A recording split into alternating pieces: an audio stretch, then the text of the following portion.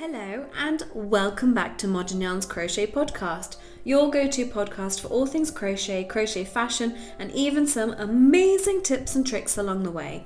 We will be talking each week about different topics from trends, social media, and even setting up a business.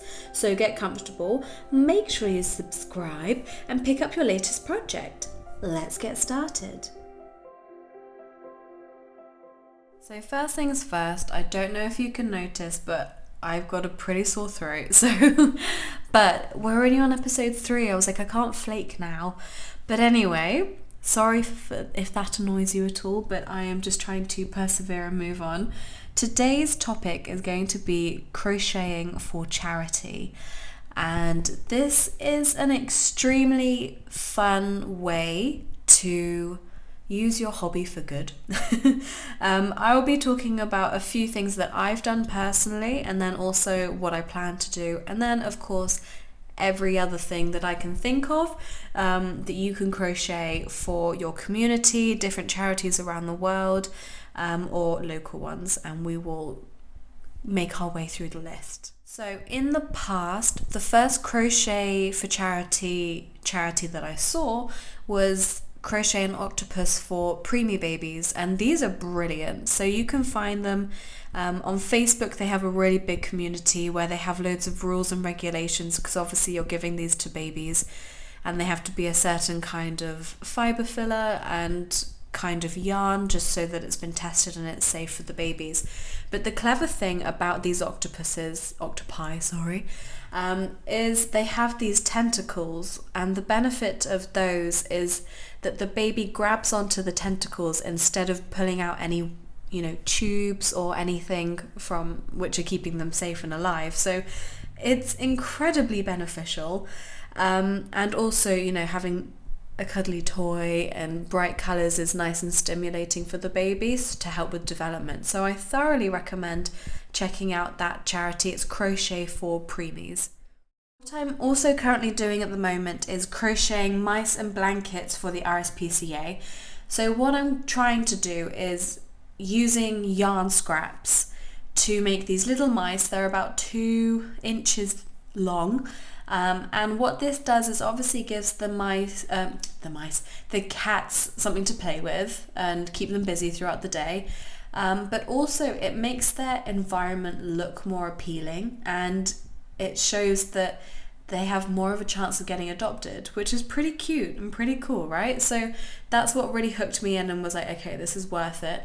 So I'm going to put in the description box below. You can donate to the charity through my page or go onto their website. You can crochet your heart out for them as well. That would be brilliant.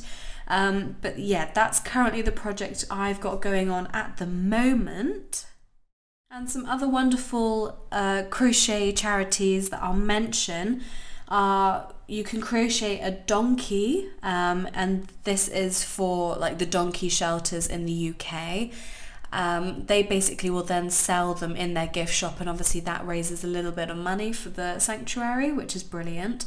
I've mentioned hats and stuff for the homeless, preemie outfits. There's a wonderful charity called Knit a Square, and you can knit or crochet an 8-inch square, and they will be made into blankets in South Africa for children. And then there's also and that is called Knit a Square, literally.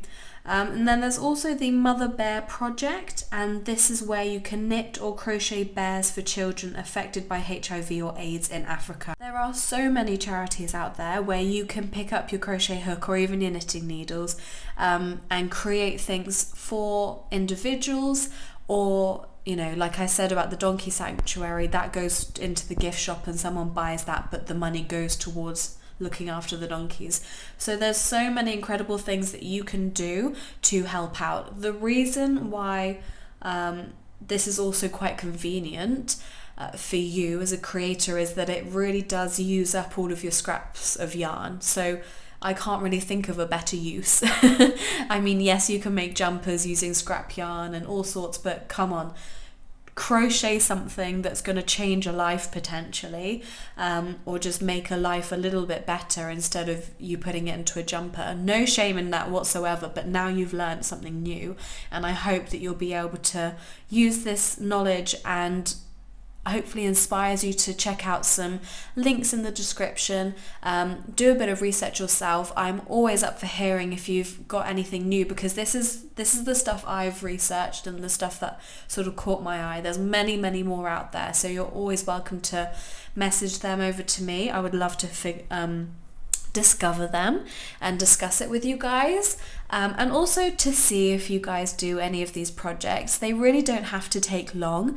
In between projects you could crochet up a little mouse or an octopus or a little hat, and then over maybe a year you'll have like a big collection of wonderful things that you can send out to people who will really benefit out of it. So and also you can raise awareness for these charities. Put a link in your social medias and just say, hey guys, I'm crocheting hats for the homeless and here's a link to a charity that you can donate to. Like, so easy and simple, and it could really help a lot of people out if we all started doing that. Just one item in between each project could really pile up an amazing stash that you can donate to. So just to summarize, lots of different options for you guys to take advantage of and use up some of your scrap yarn. There is, like I said, no shame in the scrap yarn jumpers. There's been an amazing trend of, the zero waste projects and such, which is also really brilliant. But maybe this will be another option for you to use up your scrap yarns, and create lots of different things that will really benefit someone or some animal and some charity. It would be really wonderful to see what you create. I will be listing all of the charities that I've mentioned in the description box below, including my donation pages, so please go check those out and see which one inspires you to crochet for charity. Like I said, sorry for my blocked nose. I really feel like it's made my voice really deep and stuff, but it doesn't matter, we move on. So right, that's it from me today, but don't go away just yet. I want to say a massive thank you for letting me dive into one of my favourite topics and letting me chat away. I will see you guys in the next episode of Modern Yarns Crochet Podcast, and have a wonderful week until then.